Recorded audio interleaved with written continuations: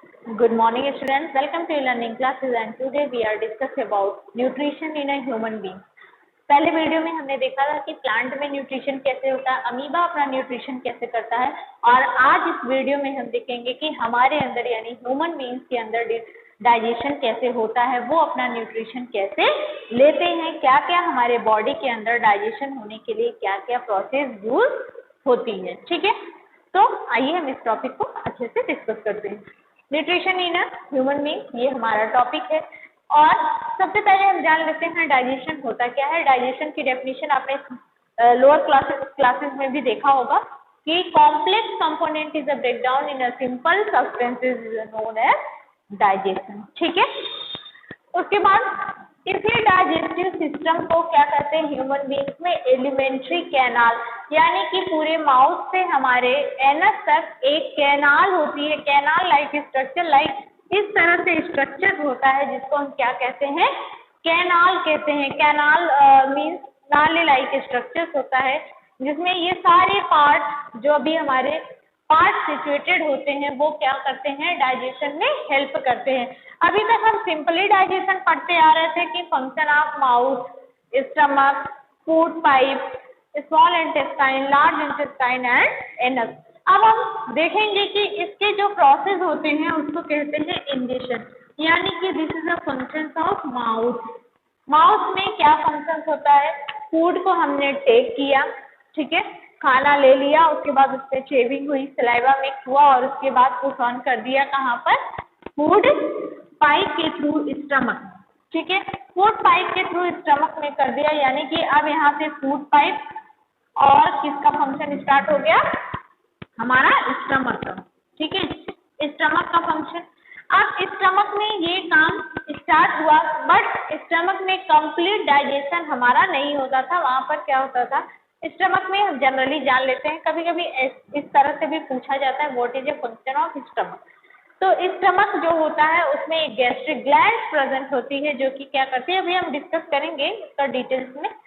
Gastric glands होती है जो कि HCl हमने पढ़ा है, जनरली HCl सेक्रेट होती है, और ये HCl क्या करती है, जो जर्म्स हमारे फूड के साथ हमारे बॉडी में एंटर किए होते हैं उनको किल कर देती है, उनको मार देती है। ठीक है, उसके बाद ये फूड वहां पर हाफ यानी कि आधा चीज डाइजेस्ट हो गया होता है, कार्बोहाइड्रेट, प्रोटीन, फैट, और उसके बाद ये यहीं पर डाइजेशन का प्रोसेस जो होता है कहाँ भेज देता है, स्मॉल इंटेस्टाइन में।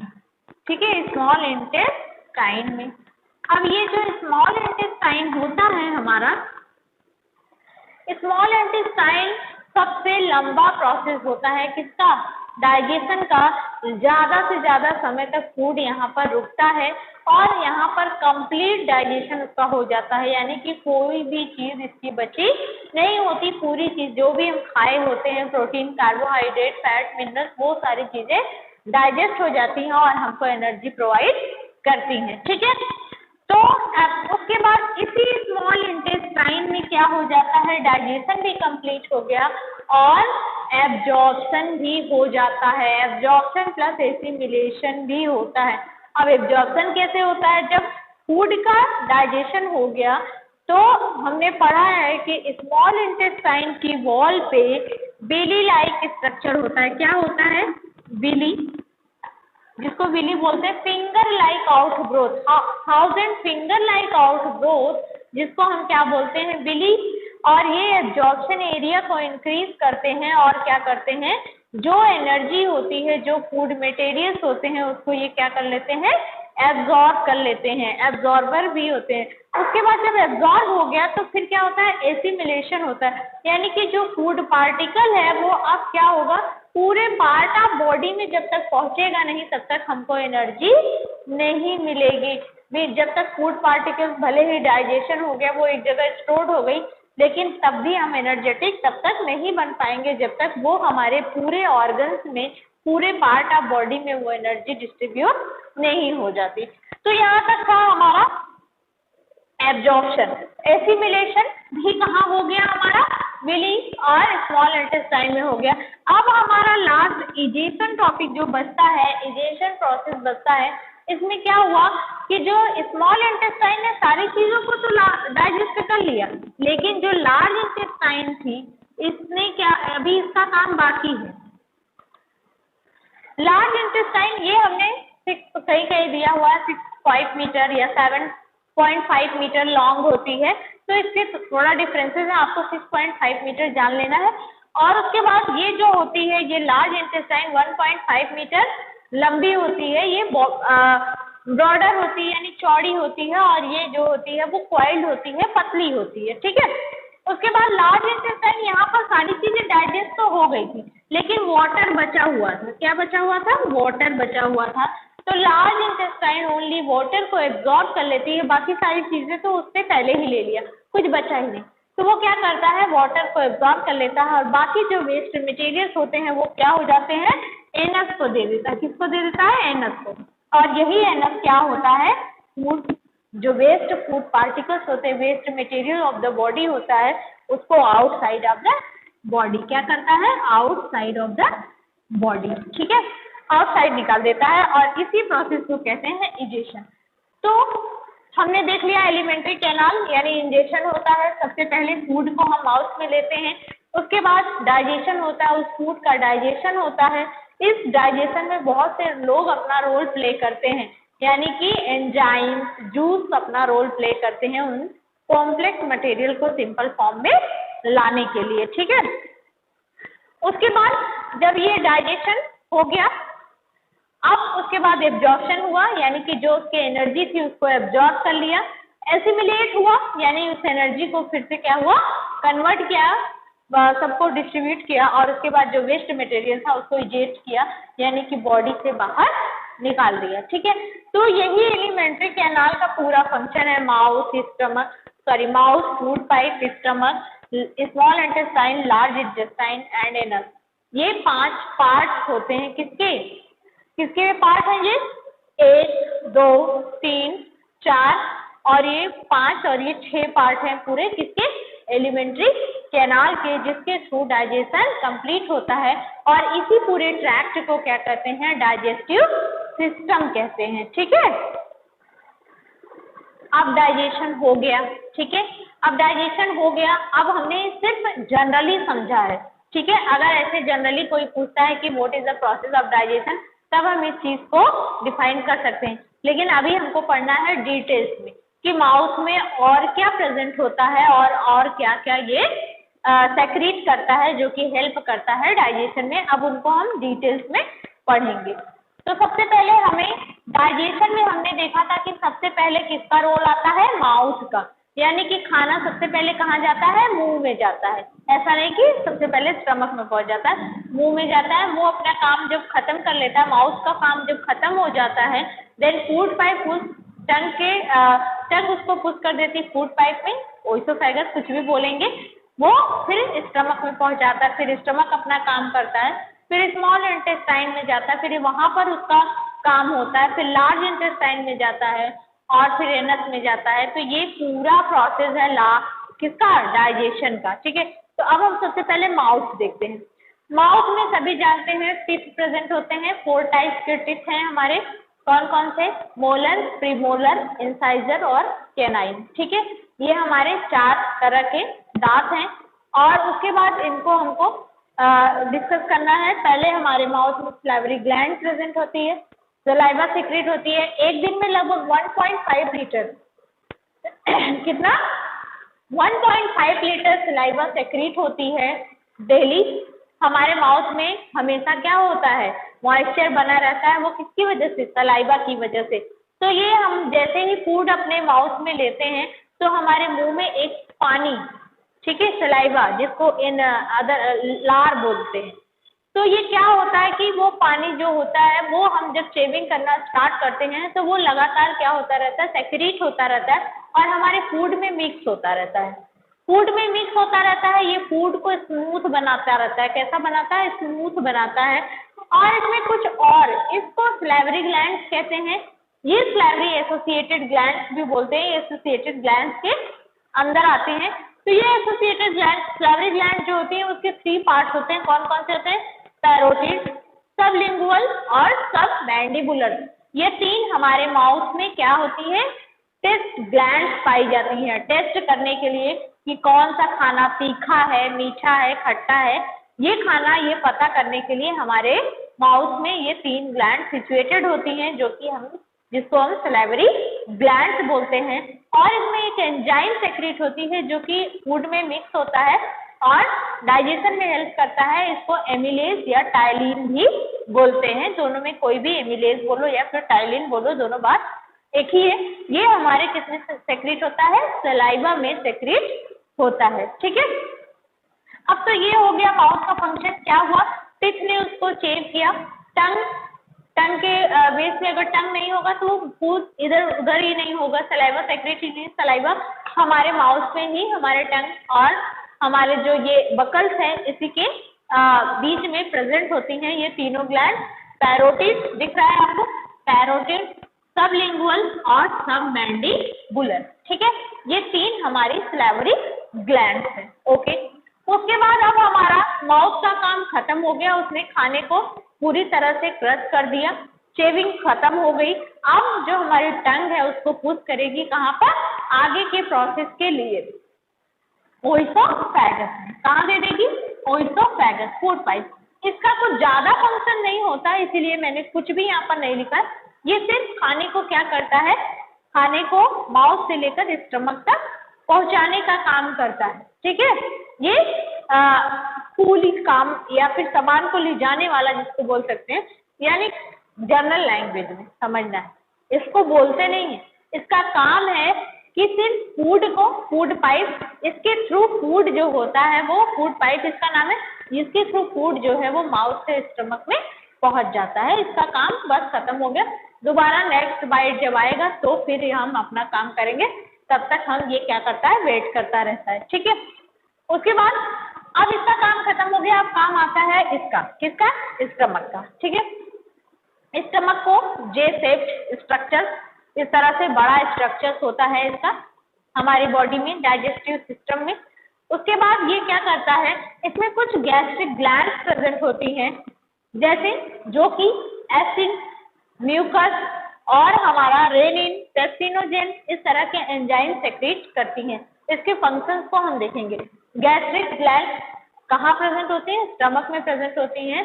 और ये कुछ गैसेज जैसे हाइड्रोक्लोरिक एसिड है, ये हाइड्रोक्लोरिक एसिड है, HCl, ये सेक्रेट होगी और ये क्या करती है? किल द जर्म्स को किल करती है और फूड को एसिडिक मीडियम में कन्वर्ट करती है। ये म्यूकस, ये भी हमारे जो स्टमक की वॉल होती है वहां पर सेक्रेट होता है और ये हेल्प करता है HCl, ताकि HCl जो है वो एसिड है और इसमें कोरोसिव प्रॉपर्टी है। अगर ये ज्यादा एक्सेस अमाउंट में सेक्रेट होता रहेगा, रिलीज होता रहता है, तो ये स्टमक कटने का चांस बनता है। तो ये जब ये क्या करती है? उसको प्रोटेक्शन प्रोवाइड करती है, किसको? स्टमक की वॉल्स को। ठीक है, उसके बाद पेप्सिनोजेन, ये भी हमारा एक तरह का एंजाइम है, ठीक है, जो कि प्रोटीन के डाइजेशन में हेल्प करता है। उसके बाद रेनिन है, ये रेनिन ये भी एंजाइम है, ये मिल्क डाइजेस्टिव एंजाइम है। ये मिल्क सबसे ज्यादा ये सेक्रेट होता है जो इन्फेंट होते हैं, जो छोटे बच्चे होते हैं, उनमें ये ज्यादा अमाउंट में सेक्रेट होता है। जैसे जैसे हम एडल्ट होने लगते हैं, बड़े हो जाते हैं, दूध पीना भी कम कर देते हैं। ऐसा नहीं कि हम डिपेंडेंट हैं दूध पे, हम खाना खाने लगते हैं, तो ये एंजाइम हमारे यहाँ कम से कम रिलीज होने लगती है। ठीक है, तो ये था हमारा फंक्शन स्टमक का। स्टमक में फूड जाता है, वहां पर गैस्ट्रिक ग्लैंड प्रेजेंट होती है, HCl सेक्रेट होता है जो कि फूड के साथ जर्म्स आते हैं उनको किल करता है। म्यूकस सेक्रेट होता है जो कि HCl से प्रोटेक्ट करता है स्टमक की वॉल को। और पेप्सिनोजेन सेक्रेट होता है, रेनिन सेक्रेट होता है। ये सारी चीजें स्टमक में गैस्ट्रिक ग्लैंड्स में सेक्रेट होती हैं। ये सारी हमारी डाइजेस्टिव ग्लैंड है। ठीक है, मैं एक साथ बता रही हूँ कि दोनों क्लियर होता जाए। ठीक है, अलग अलग से बताते तो समझ में नहीं आता। एक बार स्टमक का फंक्शन बताते, फिर एक बार डाइजेस्टिव ग्लैंड्स बताते। अभी समझ में हमको आ रहा है कि स्टमक में ये ग्लैंड्स प्रेजेंट होती है और ये चीजें सेक्रेट होती हैं और स्टमक में इतना काम होता है at a time of a digestion. ठीक है, ओके। उसके बाद हमारा स्मॉल इंटेस्टाइन आता है। सबसे ज्यादा जो काम होता है वो कहाँ पर होता है? स्मॉल इंटेस्टाइन में ही होता है। फूड लॉन्ग टाइम तक रुकता है, 6 to 7 या 6 to 8, कहीं कहीं कुछ भी लिखा हुआ है, हमें कंफर्म इसका कुछ नहीं करना है। ठीक है, ये लॉन्ग होता है, कैसा होता है, ये पतला होता है और कॉइल्ड होता है। ओके, उसके बाद इसमें मैंने बताया 1000 फिंगर लाइक स्ट्रक्चर्स पाए जाते हैं जिसको विली कहते हैं, और ये एब्जॉर्प्शन एरिया को इंक्रीज कर देते हैं। और उसके बाद इसमें अभी थोड़ी देर में इंटेस्टाइनल, इसमें भी ग्लैंड्स प्रेजेंट होती है जो कि नंबर्स ऑफ एंजाइम सेक्रेट करती है और ये भी हेल्प करते हैं। तो हम देखते हैं सबसे पहले पैनक्रिएटिक ग्लैंड। ये पैनक्रियाज में ये ग्लैंड्स हमारी पैनक्रिएटिक ग्लैंड्स है, और ये पैनक्रिएटिक ग्लैंड जो होती है वो क्या सेक्रेट करती है, पैनक्रिएटिक जूसेस। ठीक है, फिर पैनक्रिएटिक जूस। ठीक है, पैनक्रिएटिक जूस एमिलेज, ये एमिलेज जो है ये जूस का नाम है। एमिलेज स्टार्च को माल्टोज में कन्वर्ट करता है, यानी कि ये भी एक क्या है, हमारा टाइप ऑफ कार्बोहाइड्रेट है। क्या है, कार्बोहाइड्रेट है। जो हमने रोटी खाया हुआ है, चावल खाया हुआ है, उसमें जो कार्बोहाइड्रेट है वो स्टार्च में कन्वर्ट होता है, और फिर से एमिलेज इसको स्टार्च से माल्टोज में कन्वर्ट करती है, और तब जाके वो हमें एनर्जी प्रोवाइड करता है, क्योंकि हमारी बॉडी उस कॉम्प्लेक्स फॉर्म में उसको एक्सेप्ट नहीं कर सकती है। ठीक है, जैसे हमने ह्यूमन एनिमल्स ऐसे एनिमल्स रूमिनेंट्स में पढ़ा है कि टाइप्स ऑफ कार्बोहाइड्रेट कौन सा प्रेजेंट होता है, सेलुलोज होता है। उसको ह्यूमन बींग्स नहीं डाइजेस्ट कर सकते क्योंकि हमारे पास वो एंजाइम्स नहीं होता। हमारे पास जो एंजाइम्स है वो स्टार्च को माल्टोज में कन्वर्ट कर सकती है, सेलुलोज को माल्टोज में कन्वर्ट नहीं कर सकती। वो कॉम्प्लेक्स टाइप का कार्बोहाइड्रेट है, इसीलिए उसको हम डाइजेस्ट नहीं कर सकते। ओके, तो इतना स्मॉल इंटेस्टाइन, पैनक्रिएटिक ग्लैंड्स और पैनक्रिएटिक जूस क्या क्या होते हैं। एमिलेज हो गया, स्टार्च को माल्टोज में कन्वर्ट करता है। उसके बाद ट्रिप्सिन होता है जो पेप्टोन्स को पेप्टाइड्स में कन्वर्ट करता है, और लिपेज होता है जो फैट को फैटी एसिड एंड ग्लिसरॉल में कन्वर्ट करता है। ये सारे हमारे पैनक्रिएटिक जूस है। क्या है, पैनक्रिएटिक जूस है जो कि चीजों को छोटे यूनिट में तोड़ते हैं। जैसे प्रोटीन की स्मॉल यूनिट क्या है, एमिनो एसिड है ना, फैट की फैटी एसिड एंड ग्लिसरॉल। तो उस तरह से जब तक ये टूटेंगे नहीं तब तक हमारी बॉडी उनको एक्सेप्ट नहीं कर पाएगी। तब तक प्रोटीन न तो हमारे बॉडी बिल्डिंग के काम में आ पाएगा और ना ही कार्बोहाइड्रेट हमको एनर्जी दे पाए। ठीक है, तो इसको जब स्मॉल यूनिट में ये टूटते हैं तभी हमारी बॉडी इनको एक्सेप्ट कर पाती है। ओके, उसके बाद हमारा आता है चौथा ग्लैंड, डाइजेस्टिव ग्लैंड, लीवर। ये हमारी बॉडी में सबसे बड़ी क्या है, ऑर्गन है, लीवर। ठीक है, और ये रेडिश ब्राउन कलर का होता है। ठीक है, और ये बाइल जूस का सेक्रीशन करता है। बाइल जूस टेम्परेली जो होता है वो गाल ब्लैडर में स्टोर होता है। कभी कभी गाल ब्लैडर में स्टोन्स होने के चांसेस होते हैं क्योंकि यहाँ पर जो जूस एब्जॉर्ब होता है, हम जैसे पालक वालक ज्यादा खाते हैं तो वो हार्ड मटेरियल्स में कैल्शियम में कन्वर्ट होता जाता है, इसीलिए कभी कभी गाल ब्लैडर में स्टोन्स हो जाते हैं। तो हमें बहुत ज्यादा कोई भी चीज तभी तक अच्छी होती है जब तक वो एक लिमिट में होती है ना। जब वो लिमिट क्रॉस करने लगती है तो वो चीजें हमें नुकसान करने ही लगती हैं। तो कोई भी चीज हो, चाहे वो फूड, ऐसा नहीं कि इसमें बहुत विटामिन से बहुत मिनरल्स है, बहुत ज्यादा ले लेंगे तो हमारी बॉडी में उस विटामिन उस मिनरल्स का अमाउंट जो है वो एक्सेस हो जाएगा, तो भी वो हमें क्या करेगा, नुकसान। जैसे अगर बहुत पतले हो जाओ तो भी प्रॉब्लमेटिक है, बहुत मोटे हो जाओ तो भी प्रॉब्लमेटिक है। तो इसलिए हमको मीडियम में रहना ज्यादा बेटर होता है। जैसे बिल्कुल नहीं पढ़ेंगे, बहुत प्रॉब्लमेटिक है, बहुत ज्यादा पढ़ लेंगे तब भी बहुत प्रॉब्लमेटिक है।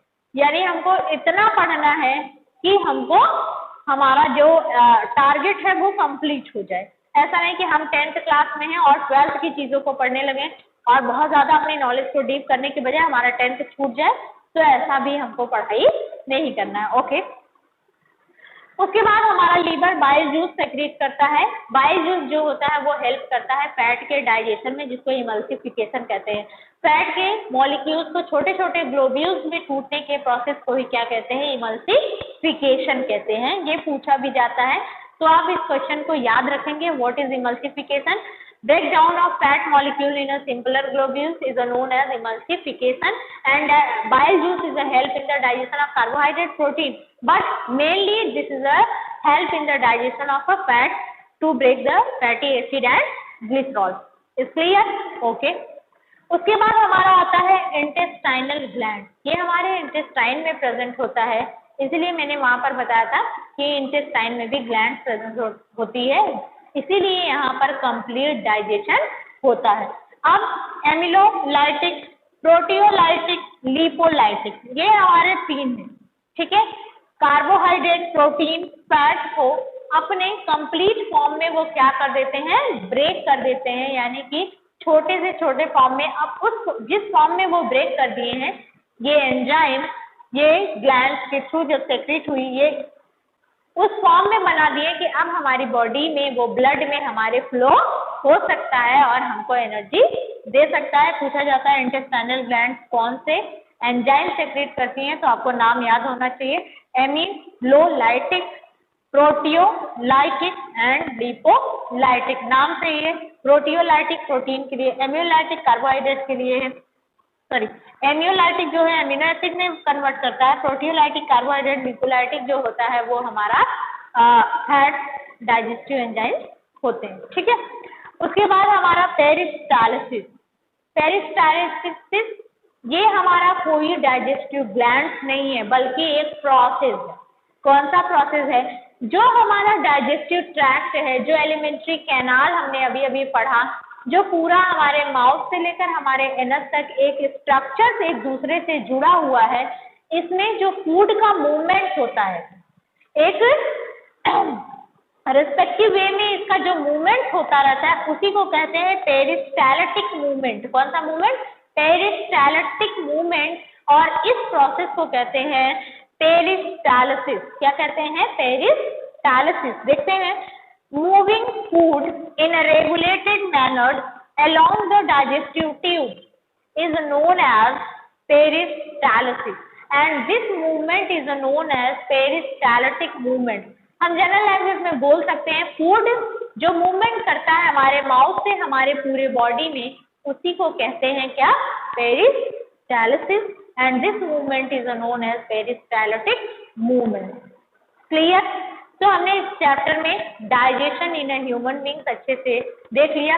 मैंने इस वीडियो में सिर्फ और सिर्फ इसीलिए डाइजेशन इन ह्यूमन बीइंग्स पढ़ाया, पहले वीडियो में अटैच नहीं किया, क्योंकि ये बहुत ही इम्पोर्टेंट है। इसकी एक एक छोटी यूनिक चीज से क्वेश्चन बनते हैं, आपके एग्जाम में पूछे जाते हैं। तो इस टॉपिक को आपने autotrophic movement, autotrophic and heterotrophic nutrition, mode of nutrition, ये अच्छे से पहले से ही पढ़ते आ रहे हैं। डाइजेस्टिव सिस्टम भी पढ़ा है, डाइजेशन भी पढ़ा है, लेकिन इतना डीप में नहीं पढ़ा है। हमें generally mouth, small intestine, large intestine का फंक्शन पूछा जाता था, व्हाट इज बिली ये पूछा जाता था। ये सारे एंजाइम्स के नाम हमको, ये मूवमेंट हमको कभी पूछा नहीं जाता था। एलिमेंट्री कैनाल के क्या पार्ट होते हैं ये हमसे कभी पूछा नहीं जाता था, लेकिन इस बार हमको पूरा डिटेल्स में पढ़ना है कि ह्यूमन में डाइजेस्टिव सिस्टम में क्या होता है। अगर जनरल प्रोसेस पूछा जाता है तो आपको ये प्रोसेस देने हैं, ingestion, digestion, absorption, assimilation and egestion. ये हमारे प्रोसेस है डाइजेशन के। और ये प्रोसेस कहाँ कहाँ होते हैं, इस प्रोसेस में क्या क्या होता है, ये सारी चीजें भी आपको क्लियर होनी चाहिए कि माउथ में क्या होता है, माउथ में कौन सी ग्लैंड प्रेजेंट होती है, क्या सेक्रेट करती है और इसका क्या फंक्शन होता है, ये सारी चीजें आपको डिटेल्स में आनी चाहिए। आई होप कि ये टॉपिक आपको समझ में आया होगा। अब हम अगली टॉपिक अगले वीडियो में पढ़ेंगे, ठीक है। Thank you class.